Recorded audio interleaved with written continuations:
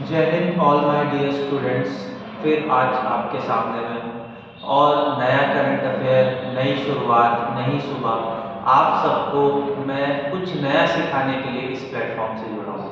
मैं आशा करता हूँ जो भी बच्चे 10th 11th 12th जो भी स्टैंडर्ड में हैं मुझसे जुड़े हुए हैं, एक सिंगल पर्सन जो कि उसकी लाइफ बदल सकती है। डेफिनेटली मैं कुछ नया हमेशा लेके आता हूँ और ये मेरा वादा है, जब तक ये वीडियो चलेगा आप कुछ तो कुछ नया सीख के जरूर जाओगे। ठीक है, तो बेसिकली एनडीए डिफेंस एग्जाम जो कि मैं प्रेजेंट कर रहा हूँ और मेरा ये मानना है कि अगर आप इसको कंटिन्यूसली और रिलीजियसली फॉलो करोगे तो definitely you will get a help in every exam. ठीक है, चलो आगे बढ़े। आज का जो मोटिवेशन है, don't compare yourself to others. बहुत ही बड़ी बात है और ये मतलब आज के शायद पेरेंट्स या स्टूडेंट्स, मैं आपको ये कहना चाहूँगा, हर एक पर्सन में अपनी कैपेबिलिटी होती है, तो प्लीज आप कंपेयर करना बंद करो। कोई स्टूडेंट एग्जाम्पल लेता हूँ मैं, 10th स्टैंडर्ड में किसी का साइंस अच्छा होगा, किसी का मैथ्स अच्छा होगा, किसी का ठीक है सभी एवरेज अच्छा ही होगा, बट मुद्दा है कोई एक परफेक्ट नहीं है, कहीं ना कहीं किसी न किसी टॉपिक में वो लैक करता होगा। ठीक है ना, तो मेरा यही कहना रहेगा, कंपेयर करना बंद करो। जब तक आप कंपेयर करते रहोगे किसी को किसी से, तो you are not a suitable in any field, because comparison you give a negative thoughts in every aspects. ठीक है, तो basically don't compare. My name is Rohit Ramve, experience 6+ year का, geography, history and polity, experience in defence exam, UPSC, CDS, AFCAT, ICT. आपको एक चीज बोलना चाहूंगा कि मैं जो न्यू इनिशिएटिव्स लेके आता हूं, तो प्लीज आप उसको बिल्कुल सराहिए। एनसीईआरटी 10th 11th 12th हमारे फाउंडेशन में होता है और हम फाउंडेशन के थ्रू ही चल रहे हैं। बेसिकली फाउंडेशन क्यों जरूरी है? आप जब तक कोई बिल्डिंग की नींव नहीं बना लोगे, जब तक वो बिल्डिंग को आप कैसे अज्यूम कर रहे हो कि आप ऊपर सक्सेस की ओर बढ़ सकते हो या वो बिल्डिंग अच्छे लॉन्ग टाइम तक टिकेगी? तो basically 10th 11th 12th NCERT का फोकस रहेगा ज्योग्राफी, हिस्ट्री एंड पॉलिटी में, और बेसिकली मैं पूरा इंश्योर करूंगा कि आपको कॉन्सेप्चुअली चीजें समझा सकूं। जो भी कैंडिडेट 10th स्टेट बोर्ड में बेसिकली, अब उसका एनसीईआरटी से तो कोई वास्ता नहीं, 11th 12th स्टेट बोर्ड में एनसीईआरटी से वास्ता नहीं, तो बेसिकली मैं कोशिश करूंगा कि उनको आसान भाषा में एनसीईआरटी का कवरेज दे सकूं और वो फर्दर एग्जाम, चाहे वो एनडीए हो, चाहे अदर कोई डिफेंस एग्जाम हो, कोई भी, उसमें वो क्या कर सके, क्रैक कर सके। ठीक है, कोई भी डाउट रहे प्लीज बेशक आप कमेंट करके पूछिए, नहीं तो मुझसे मिलिए और विजिट करिए ओपला में। लेफ्टिनेंट फाउंडेशन कोर्स चल रहा है, all relevant current affair basically मैं ही करवा रहा हूँ, डाउट सॉल्विंग सेशन है, एनडीए स्पेशल फोकस स्टडी चल रही है, personal mentorship, PDF notes, 6 to 8 hour study plans, complete NCERT आपको मिलेगी। बेसिकली मैं आपको टेलीग्राम पे मिल जाऊंगा। कल ही मैंने डिफेंस से रिलेटेड काफी सारे क्वेश्चंस डाले, जो मुझसे जुड़ा है वो बेसिकली वो चीज को ग्रैब कर पा रहा हूँ। तो आगे बढ़ते हैं। आज है इलेक्शन कमीशन ऑफ इंडिया का सबसे पहला टॉपिक। आज ज्यादा न्यूज में कुछ था नहीं, इलेक्शन इलेक्शन इलेक्शन ही चल रहा है और कुछ ऐसे रिलेवेंट है नहीं, तो जो टॉपिक्स दिखे मैंने उसको ग्रैब किया। The election commission of India, Election Commission of India is an autonomous constitutional authority responsible for administration of union and election process in India. Election Commission of India का क्या रोल है?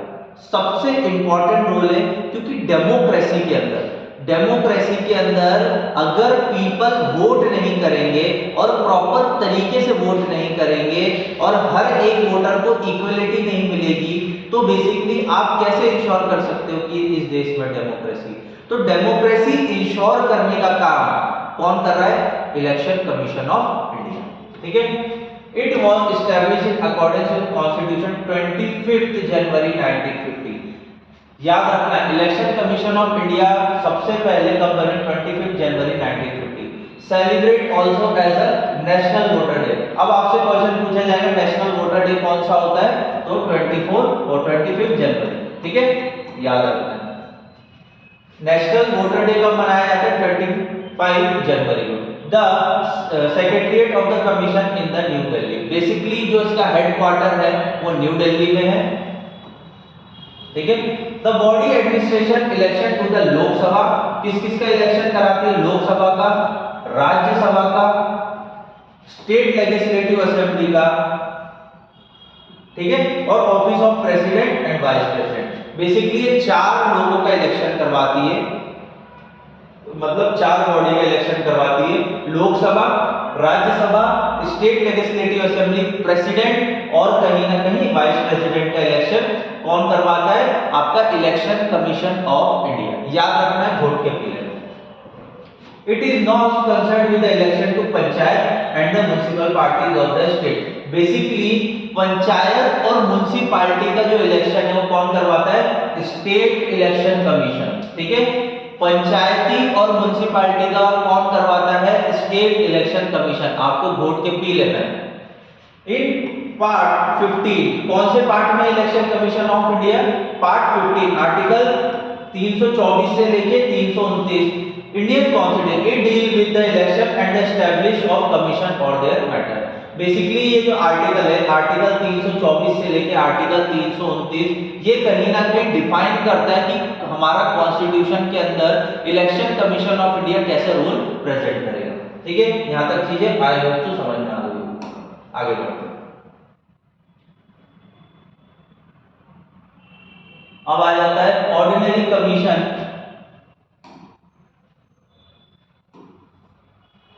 Originally the commission had only a one election commission, but after the election commission amendment act 1989 it made a multiple member body. Basically ये एक chief election commission की body है, उसके नीचे कई सारे मेंबर हो सकते हैं, ठीक है। अब ये कोई लिमिट नहीं है, ठीक है। तो कौन सा अमेंडमेंट एक्ट के 1989, the election commission shell consist of chief election commission and election commission, ठीक है। तो बेसिकली एक चीफ इलेक्शन कमीशन होगा और कुछ इलेक्शन कमीशन होंगे, दो भी हो सकते हैं, तीन भी हो सकते हैं। And such manner of election commission के प्रेसिडेंट में for time to time fix. Basically जो इलेक्शन कमिश्नर है वो वेरी कर सकते हैं, जरूरत के हिसाब से उनको कम ज्यादा किया जा सकता है। Presently it consist the election commission to election commission, basically दो इलेक्शन कमीशन प्रेजेंटली, इसको बढ़ाया भी जा सकता है, ठीक है। At the state level, the election commission held by the chief electoral officer, who is the IAS officer, right? अगर स्टेट में कोई चुनाव हो रहा है तो बेसिकली वहां कौन होता है? Chief electoral officer. याद रखना है, अगर स्टेट में अगर चीफ इलेक्टोरल ऑफिसर है तो इलेक्शन कमीशन उसको क्या करता है? हेल्प करता है। और वो कौन होता है? Chief electoral officer, IAS officer का रैंक होता है। अपॉइंटमेंट और टेन्योर ऑफ द कमीशन, याद रखना ये इंपॉर्टेंट है, यहां आईएमपी लगा दो। The president appoint chief election commission and election commission. President appoint करता है।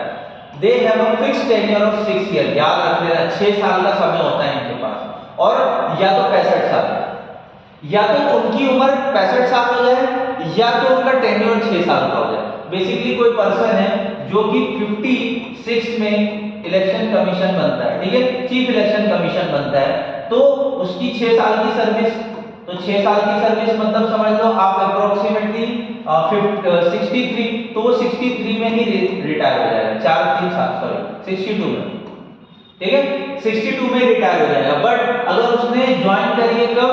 59 में, तो बेसिकली वो रिटायर कब होगा? 65 ईयर, ठीक है। तो यहाँ आपको समझ में आ जाए, या तो 6 साल पहले कंप्लीट हो जाने चाहिए या तो फिर 65 ईयर की एज हो जानी चाहिए, इन दोनों में से जो पहले हो जाए वो मान लिया जाए, which is earlier. They enjoy the same status and receive salary was available to judge of the Supreme Court. Basically जो इनकी सैलरी होती है और इनको जो अलाउंसमेंट या पर्क मिलते हैं approximately supreme court of the India, मतलब मान के चलिए 2.5 लाख के लमसम सैलरी अचीव करते हैं, ठीक है। यहां तक चीजें क्लियर हुई। अब इनको निकाला कैसे जा सकता है, इसके लिए भी बहुत लंबा प्रोसेस है। They can resign any time, also be remove before the expire of the term. Basically इनको रिजाइन मतलब ये रिजाइन दे सकते हैं, वो इनको लग रहा है कि नहीं मुझे जॉब नहीं करना, छोड़ देंगे, रिमूवल करा जा सकता है। But the chief election commission remove from office only through process removal as a supreme court जज ऑफ द पार्लियामेंट। बहुत लंबा प्रोसेस है, आपको करीब करीब 2/3 मेजोरिटी से आपको पास करवाना पड़ेगा। जैसे सुप्रीम कोर्ट के जज होते हैं उसी तरीके से आपको चीफ इलेक्शन कमीशन को निकालना पड़ेगा, जैसे उनका प्रोसेस है। तो कभी हम पॉलिटी पढ़ेंगे जब मेरे ऑफलाइन बैच में, तो मैं डिटेल से बताऊंगा, क्योंकि अभी इतना टाइम का थोड़ा लिमिट होता है। तो बस आप इतना याद रख लेना कि चीफ इलेक्शन कमीशन को as comparison to supreme court के जज के हिसाब से जैसे उनको निकाला जाता है उसी तरीके से निकाला जाता है। तो जो जो इंपॉर्टेंट फैक्ट थे वो मैंने डिस्कस कर लिए, तो I hope so you will understand it. ठीक है, पॉम्पी डिसीज आज थोड़ा सा न्यूज में था, इससे एक लड़की की डेथ हो गई है सिंड्रोम्स की वजह से। India first Pompe disease patient pass, Nidhi Sirol, India first Pompe disease patient pass away last at the age of 24 year. ठीक है, after battling the disease she spent the last 6 year in the semi comatose state. Basically ये करीब 6 साल से इस disease से गूंज रही है। हम जानेंगे डिसीज क्या है। Also known as glycogen storage disease type 2। क्या है ये? Glycogen storage disease type 2। Pompe disease is a rare genetic disease caused by the deficiency of enzyme acid alpha glucoside. Basically ये डिसीज क्यों होता है? एंजाइम एसिड अल्फा ग्लूकोसाइड्स की वजह से। ठीक है, this enzyme is crucial for breaking down the glycogen in the glucose with the lysosome of the cell. देख लीजिए, अगर ग्लाइकोजन के अंदर ग्लूकोज नहीं बन रहा है और लाइसोसोम जो सेल है वो एक्टिव नहीं कर रहा है, तो कहीं ना कहीं उसकी इस तरीके की डिसीज के मारे डेथ हो सकती है। The severity of the condition and the progression of symptoms may differ among the individual. Some symptoms are basically कुछ symptoms किसी में अलग हो सकते हैं, किसी में कुछ हम बोल सकते हैं सिस्टम अलग होते हैं। तो कहीं ना कहीं आपको ये याद रखना है, मसल वीकनेस होगी, मोटर स्किल डिले होगा, जेनेटिक में इम्पैक्ट हो सकता है और रेस्पिरेशन कॉम्प्लिकेशन हो सकते हैं। ठीक है, तो आपको क्या याद रखना है? मसल वीकनेस हो सकती है, फटीग फील हो सकता है, मोटर स्किल डिले। बेसिकली क्या होगा, आप रनिंग, वॉकिंग, ये सब चीजें आपको बहुत धीरे धीरे होगी। क्यों? बेसिकली आपके जो जेनेटिक्स है उसके अंदर कहीं ना कहीं ये चीजें आ जाती है। ठीक है, तो आपको समझ में आया होगा पॉम्पी डिसीज क्या है। ज्यादा इसमें कुछ जानने लायक है नहीं, बस इंपॉर्टेंट क्या चीज था कि किस वजह से नहीं हो पाता है और ये किस वजह से होता है। ठीक है, चलो आगे बढ़े। अब आ जाते हैं किडनी के structure, function and related disease से। भाई किडनी बहुत इंपॉर्टेंट है, एनडीए वाले यहाँ से क्वेश्चन पूछा गया है और आपको भी याद रखना है, एनडीए में क्वेश्चन यहाँ से बनेगा। पहले तो हम जाने किडनी के structure, function and related disease. The structure of human kidney can seen a to reddish wheel shape and organ located below the cage of the east side of the spine. Basically जो kidney है उसका जो size of beans के जैसे होता है, जैसे beans आपने देखे होंगे फली, उसके साइज का होता है और बहुत मतलब हम बोल सकते हैं बहुत छोटा होता है और रेड कलर का होता है। They are almost fishful in the size, measuring around 10 to 12 centimetre. उनका साइज कितना होता है? 10 to 12 centimetre. Kindly are the main organs in the human excretory system। Kidney का जो सिस्टम है उसे हम क्या बोलते हैं? Excretory system. ये एक्सक्रीटरी सिस्टम का काम करता है, याद रखना है आपको। Which take part in the filtration of the blood purifier and urine is formed। Basically ये किडनी क्या काम कर रहा है? ब्लड प्यूरिफाई का काम कर रहा है, आपकी बॉडी से क्या कर रहा है? यूरिन को एक्सक्रीट करने का काम कर रहा है। ठीक है, function, the most important function of kidney is to filter the blood and urine formation. मतलब सबसे इंपॉर्टेंट क्या काम है? फिल्टर करना ब्लड को और urine formation. It excrete metabolism waste like urea, uric in the urine. Basically kidney filter करती है किसको? यूरिया को और यूरिक एसिड को। ठीक है, कहां से? यूरिन से। याद रखना है, जो जो मैं टिक मार्क कर रहा हूं वहां से क्वेश्चन फ्रेम हो चुके हैं, इसलिए बता रहा हूं। The secrets a number of hormones and enzymes such. Basically kidney बहुत सारे हार्मोन्स भी रिलीज करती है, वो हम आगे देखेंगे, और एंजाइम भी रिलीज करती है, जैसे पेप्टाइन। ठीक है, चलो आगे बढ़े। Erythropoietin is release in the response to hypoxia. Erythropoietin is release response to hypoxia. Renin is control blood pressure by regulation of antioxidant and aldosterone। रिनाइन जो है वो ब्लड प्रेशर को कंट्रोल करने का काम करता है और एंजियोस्टेरोन एंड एल्डोस्टेरोन को भी कंट्रोल करता है। Calcitriol, it has the absorption of calcium in the intestine. ठीक है, दूसरी चीज, it maintain the acid base balance of the body, reabsorbing bicarbonate from urea, excreting hydrogen acid and into the urine. Kidney और क्या काम कर रहा है कि आपका बायोकार्बोनेट में कंट्रोल करने का काम कर रहा है, कहां, यूरिन के अंदर, और excretion of hydrogen acid in the urine. Basically ये काम क्या कर रहा है, एसिड को बैलेंस करने का काम कर रहा है, क्योंकि हमारे बॉडी में HCl भी होता है तो उसको भी बैलेंस करना पड़ता है। It also maintain the water salt level in body working together pituitary gland. Water और सॉल्ट लेवल का जो वर्किंग है बॉडी में और उसको मेंटेन करने का काम करता है, और कहां करता है, पिट्यूटरी ग्लैंड। ठीक है, तो याद रखना है। आपसे क्वेश्चन क्या पूछेगा, पिट्यूटरी ग्लैंड कहां मिलेगी, तो किडनी के पास। ठीक है, चलो, diseases of related to kidney. Kidney से क्या क्या डिसीज हो सकते हैं। In uremia the kidney has damage and there is buildup of urea and toxin in the blood which is fatal and can cause kidney failure.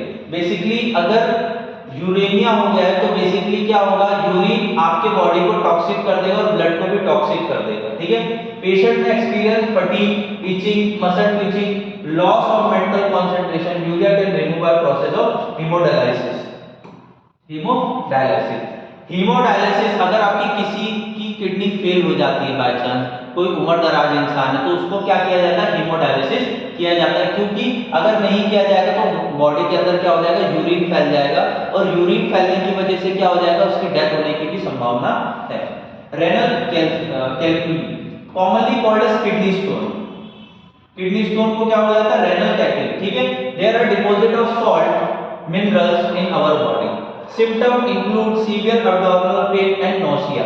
Basically आपको nausea हो जाएगा और आपका जो लोअर पार्ट है, प्राइवेट पार्ट है, वहां क्या करने लगेगा, दर्द होने लगेगा। The stone can dissolve with the medicine, it pass urine by the improving diet and the water intake. Basically अगर स्टोन हो जाता है तो बेसिकली क्या हो सकता है, आप क्या कर सकते हो, वाटर इनटेक बढ़ा सकते हो और मिनरल डाइट्स के थ्रू इसको किया जा सकता है। ये इंपॉर्टेंट है, आपको याद कर लेना है, जनरल इंडिया में यही होता है। Glucomerulonephritis, it is an inflammation of glucomerular, symptoms including pink urine, oidemia and swelling on the face, high blood pressure, require medicine attempt for prevention। Basically अगर आपका यूरिन पिंक कलर का आने लगे, swelling हो जाए आपके फेस पे, urine से स्मेल आने लगे, तो आप कहीं ना कहीं ग्लूकोमेरुलोनेफ्राइटिस के शिकार। ठीक है, ये सब चीज आपको समझ में आ गई होगी, आई थिंक सो। ठीक है, आगे बढ़ते हैं। अब यहाँ देख लेते हैं, ये किडनी का शेप एंड साइज है, बायजूस से लिया हुआ है। ठीक है, तो किडनी कैसे वर्क करती है हम देख लेते हैं, क्योंकि किडनी से क्वेश्चन रिलेटिवली आए हैं, काफी बार आए। तो रीनियल कॉर्ड, मेडुलर पिरामिड, कैलेक्स, ये इंपॉर्टेंट है, याद रख लेना। कैलेक्स पूछता है कहाँ मिलेगा, किडनी के अंदर। Renal artery, renal well. ठीक है, पेल्विक यूरेट्रा, यूरेट्रा भी इंपॉर्टेंट है, रीनल कैप्सूल और कॉर्टेक्स। ठीक है, तो बेसिकली ये सब किडनी के पार्ट है। ऐसे 3 ऑप्शन दे दिया जाएगा और आपसे पूछ दिया जाएगा कि इसमें से किडनी का पार्ट कौन सा नहीं है। तो आई होप सो आपको ये चीजें समझ में आ रही होगी, जितना हो सके मैंने एक्सप्लेन करने की कोशिश करी है। और जब आप मेरे ऑफलाइन बैच में आओगे, बेसिकली जो हमारा एनडीए का बैच चल रहा है, एनडीए में बेसिकली क्या हो रहा है, अभी की फाउंडेशन बैच स्टार्ट हो चुका है 29 नवंबर से। तो एनडीए का हम लोग क्या कर रहे हैं, बेसिक अभी चालू किया हुआ। ठीक है, तो जितना जल्दी आप लोग जुड़ेंगे मुझसे, ज्यादा नॉलेज गेन कर पाएंगे। और एज अ मेंटर मेरा ये रिस्पॉन्सिबिलिटी कि आपका एज सुन एज पॉसिबल आप क्या कर सको, एनडीए एग्जाम निकाल सको। एवरी ईयर, एक साल में 2 बार कंडक्ट होता है एग्जाम। तो हम कोशिश यही करेंगे कि जल्द से जल्द आप लोग क्या कर सको, एग्जाम को निकालो और आपकी लाइफ में आप ऑफिसर बनो। मुझे भी बहुत खुशी होगी।